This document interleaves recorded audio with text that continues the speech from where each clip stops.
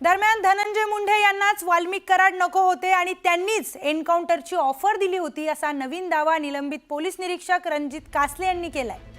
रणजित कासलेच्या दाव्यानं आता खळबळ उडाली आहे, तर पोलिसांनाही कासलेनं मला पकडून दाखवाच असं खुलं आव्हान दिलंय। बीडमध्ये अॅट्रॉसिटी ऍक्ट नुसार रणजित कासले विरोधात गुन्हा दाखल करण्यात आलाय।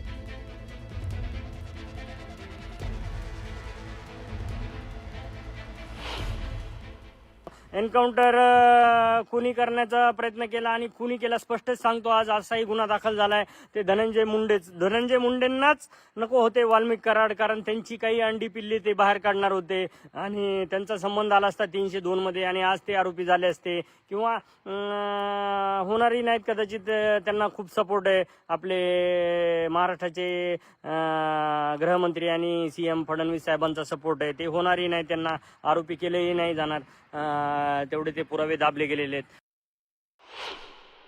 महाराष्ट्र पोलिसांना ओपन चॅलेंज देतो की त्यांनी मला पकडून दाखवावं। मित्रांनो, मी सायबरमध्ये काम केलेलं आहे आणि 20 वर्ष पोलीस डिपार्टमेंटमध्ये काम केलेलं आहे। तर किती टीम पाठवू द्या, 3 नाही 4 नाही 10 टीम पाठवू द्या, मी भेटणार नाही। मी रोज 2 गाड्या चेंज करतो, इथून पुढे 2 कार्ड, 2 मोबाईल, 2 IMEI सगळे चेंज करणार, 2 स्टेट बदलणार इथून पुढे।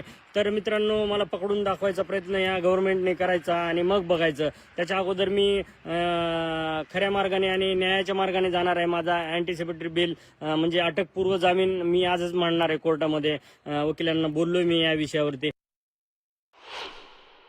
ते जे निलंबित अधिकारी आहेत त्यांचं असंही स्टेटमेंट आहे की हे जे तुम्ही सांगताय की मला एन्काउंटर करण्याच्या सूचना होत्या, म्हणजे फेक एन्काउंटर्स या महाराष्ट्रात अलीकडच्या काळात किंवा देशात घडलेले आहेत, त्याला पुष्टी देणारं हे विधान आहे। पण याची चौकशी होणं गरजेचं आहे।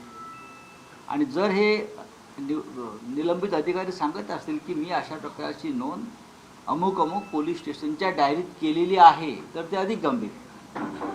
जर अशा प्रकारची नोंद पोलीस डायरीत केली असेल तर त्याच्यावरती तेव्हाच ॲक्शन का झाली नाही?